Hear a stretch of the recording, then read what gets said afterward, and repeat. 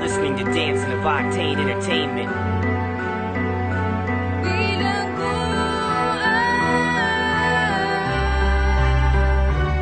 Dito sa 13 Martires nagsimula ang aming kwento. Sa hindi inaasahan na buo ang aming grupo. Sa lugar na kung saan kaming lahat daw ay alam. Kayo ba ang Panginoon para kami ay paratangan? Libingan na mga buwayan ang tawag sa bilangguan. Salot sa ating bayan, mga latak ng lipunan. Wala kayong karapatan na kami ay husgahan. Dahil hindi namin gusto na magkaroon ng kasalanan. Buksan ng puso't isip, ito ay tandaan. Bagamat nasa kulungan, lubos ang kasamaan. Munting hiling sa mga tao, wag nyo sanang katakutan. Kami ay tao rin na may taglay ng kabutihan. Amin naman na unawaan at naintindihan ng kamali ang nagawain namin at pinagsisihan. Sana sa awiting ito makuha ang kahulugan ng tunay na paniniwala kung ano ang bilangguan.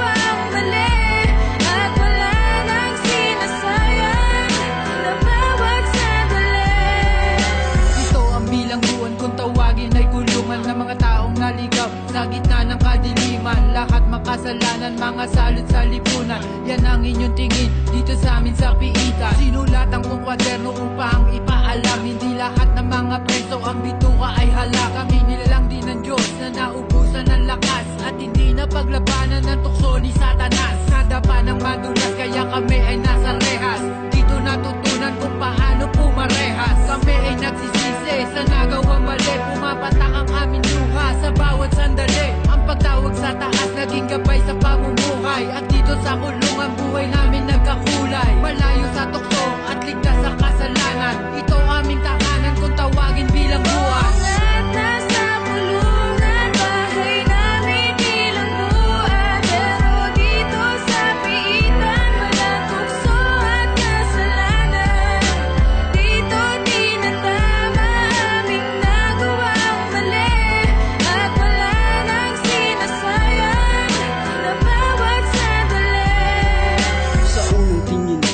Salot ng lipunan, mga taong itinuring pahirap sa bayan. Murado na sa mapa ng Pilipinas, animoy isang halimaw sa loob ng rehas. Gwardyang nakaitim, laging nakabantay sa dilim. May hawak-hawak na baril at hawak na patalim. Sa pagtakas, di ka makakaligtas sa mga matang nakatitig 24 oras. Ganun pa man, huwag mo kaming husgahan. Humarap sa salamin, tingnan ang katotohanan. Unawain ng mabutit, palawakin ng isipan na ang tulad naming preso ay kailangan ding igalang. Katulad mo, katulad niya, kami ay mga tao. Kami rin ay nagkakamali at di lahat perfecto. Halika sa aming tahanan kung tawagin ay bilangguan, kung saan binabago ang mga taong halang.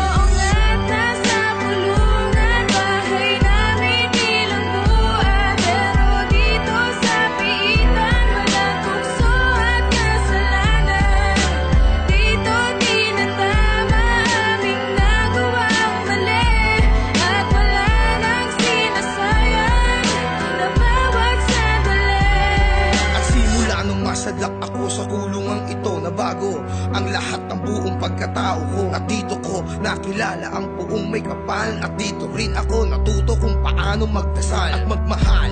Kahit na noon ako'y hangal, dito ko natutunan ibalik